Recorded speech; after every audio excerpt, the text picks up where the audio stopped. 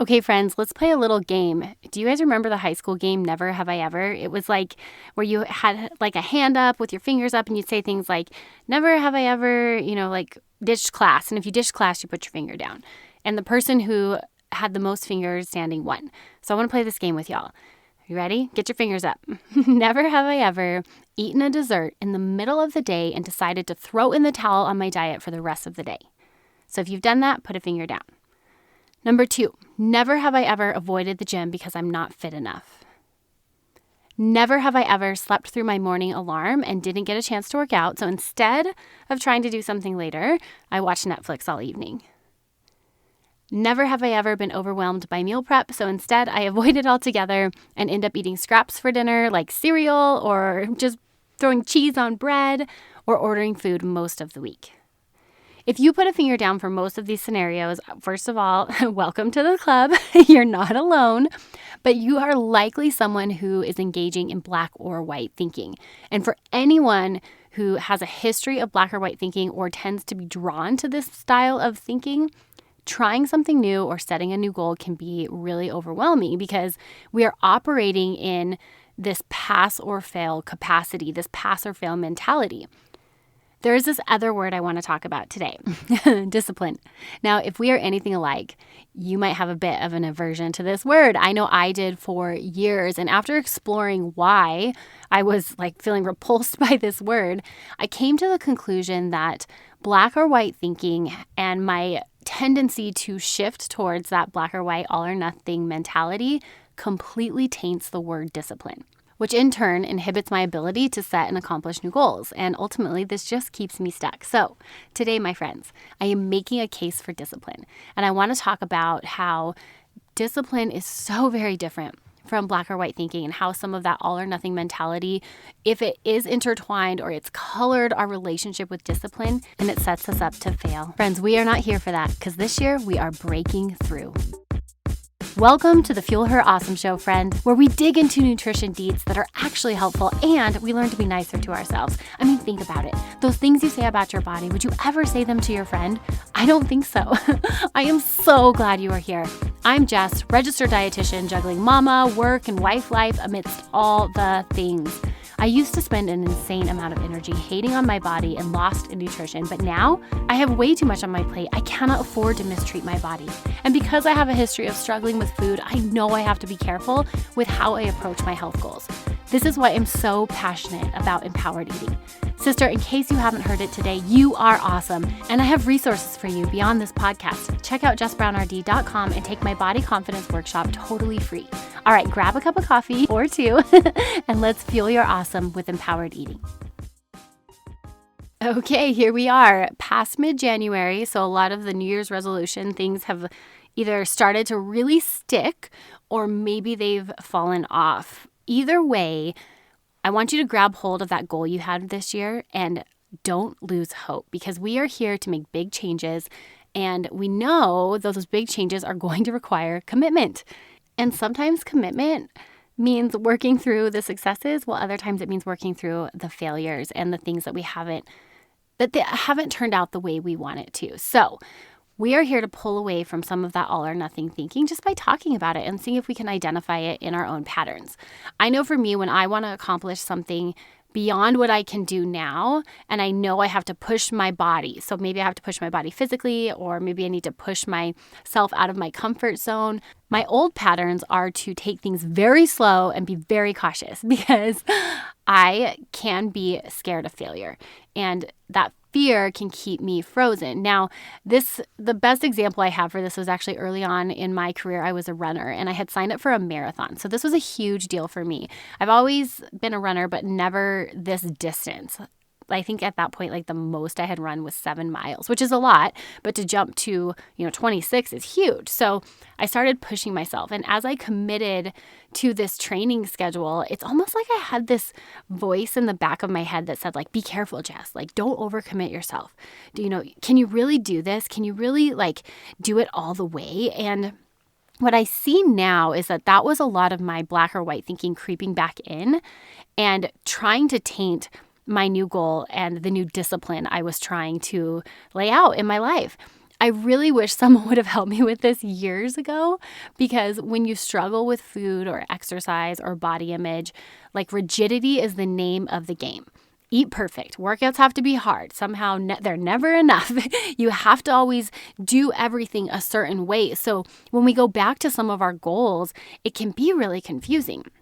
Unfortunately, when you live in this world of rigidity for so long, or you've been deeply engulfed in black and white thinking, you see how it colors discipline. And like I said before, this is a major disservice because we need that discipline to do new things. And in my case, running a marathon, I couldn't show up with only an 8-miler in my history. Like, I needed to be disciplined and commit time and push my body to expand how far I could run so that when I showed up on race day, I could actually run 26 miles. So I'm really excited to talk about this with you guys today because, like I said, I wish somebody would have talked me through it years ago.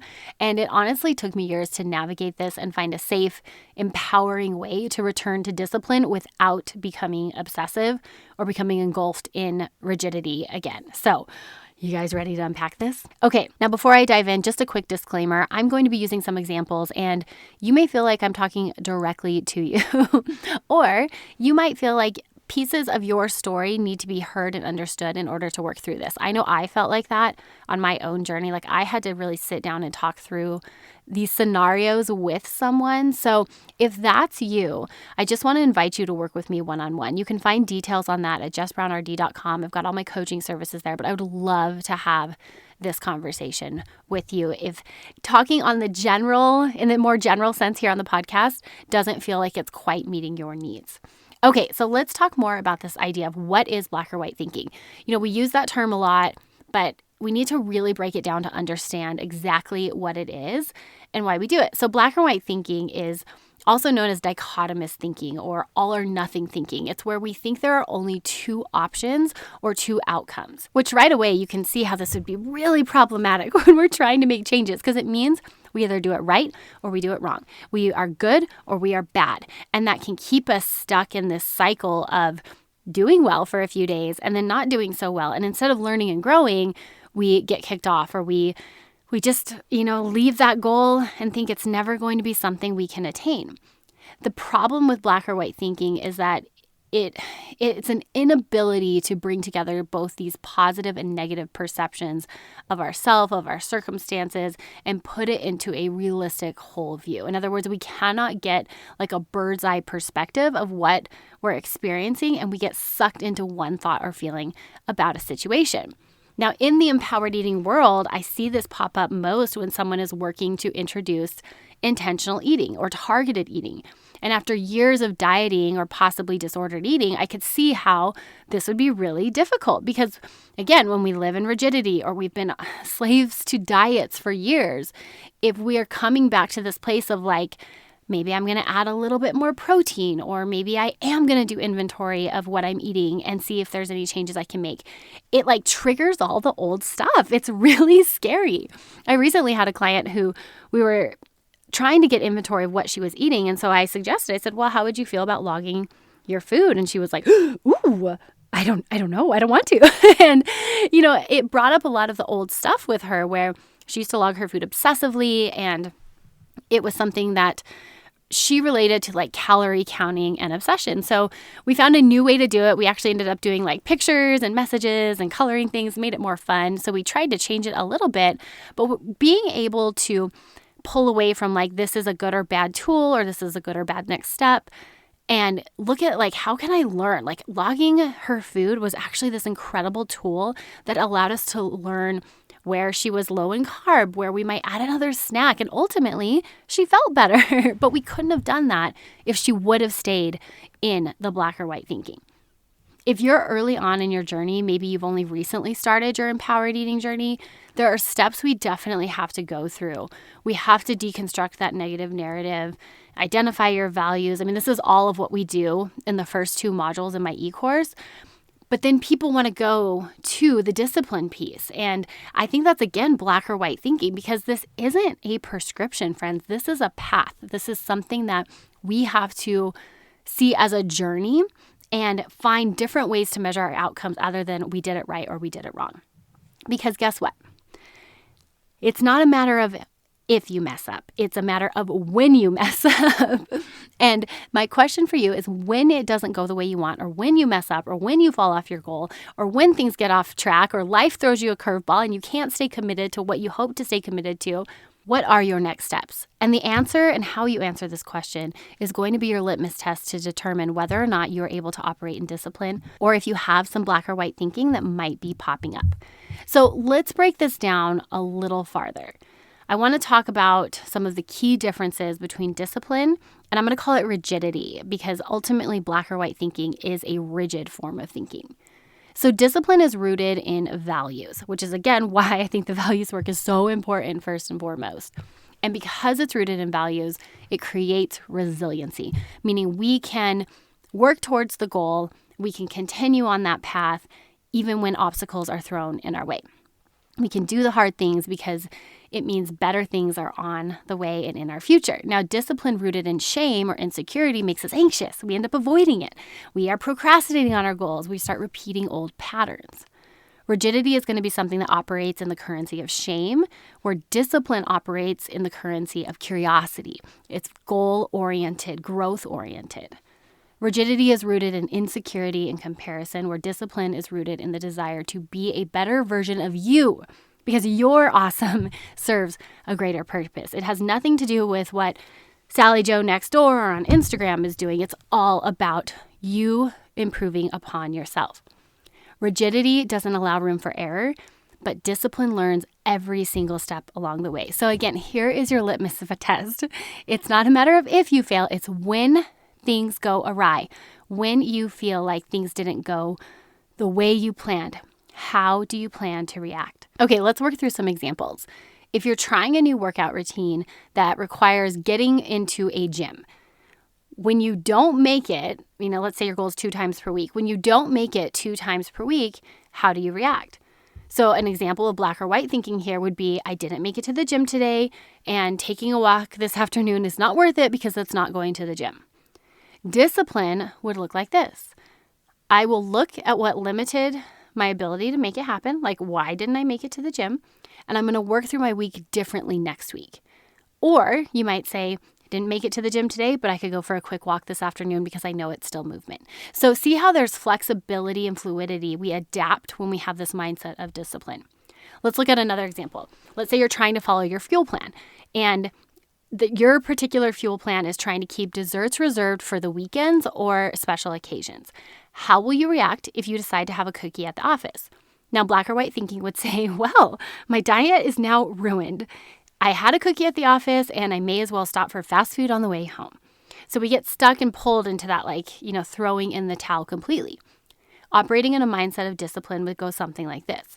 Well, that didn't go as planned. That cookie was delicious, but I did listen to my biofeedback and see what it said about that cookie. And I'm going to look into see if that was in alignment with my values and goals. So in other words, we're learning.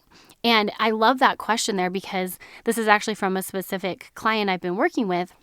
We had this goal and she ended up eating cookies at the office quite often. So I finally just asked her, I'm like, well, what does your biofeedback say? And her biofeedback didn't really have much to say. Cookie didn't do much to her. And then I asked, well, how does having a cookie align with your values and goals? It didn't impact her goals. And as far as her values go, it actually connected her to other coworkers. They went, they had some fun, there was camaraderie, and they enjoyed the cookie together. So looking at this actually helped us rewrite her goal and helped her find a goal that was more in alignment with what she really wants. So again, operating in this mindset of discipline keeps that posture of curiosity because it assumes we need to know more. And if you stay stuck in that all or nothing or the pass fail mentality, you can miss so many of these nuances, which are ultimately fine-tuning us as empowered leaders. Now, the bottom line, as one of my favorite speakers, Jocko Willink says, discipline equals freedom. The ability to implement levels of discipline in our life is something that will completely set us free. When I am working on the harder things in my journey, I love to pull my faith in because this is what really grounds me and keeps me focused. And this idea of discipline reminds me of one of my favorite Bible verses, which is 2 Timothy 1:7. It says, "For God has not given us a spirit of fear, but of power, of love, and self-control." And for a long time, I heard that almost as a shame tool where if I didn't have self-control or self-discipline, I was doing something wrong. But again, there's another example of how black or white thinking can actually taint our ability to implore discipline. And now I hear that verse and I know that I have the capacity to be disciplined, which also means I have the capacity to be disciplined enough to not fall back into black or white thinking, because God gave me that ability. Friends, will we struggle with this? Yes. But are we going to overcome? Absolutely. Friends, you are going to need space for grace if you're going to make this transition from rigidity, black or white, all or nothing thinking to discipline. You're going to need that flexibility and fluidity. So my prayer is that you can create that space for grace as you make this transition, and I am cheering you on. Hope you have a wonderful day. Cheers and happy eating. Gosh, I'm so glad you joined me today. If today encouraged you, would you take a minute and encourage me by leaving a review for the show? I read every single one of these reviews, and your words, they mean so much to me. This podcast is here to support you weekly, but it only scratches the surface. For more info on how you can become an empowered eater, grab my free workshop on how to become confident in your body without obsessing over food at jessbrownrd.com. Don't forget to join me right here next Monday, where I cannot wait to fuel your awesome. Cheers, my sweet friend, and happy eating.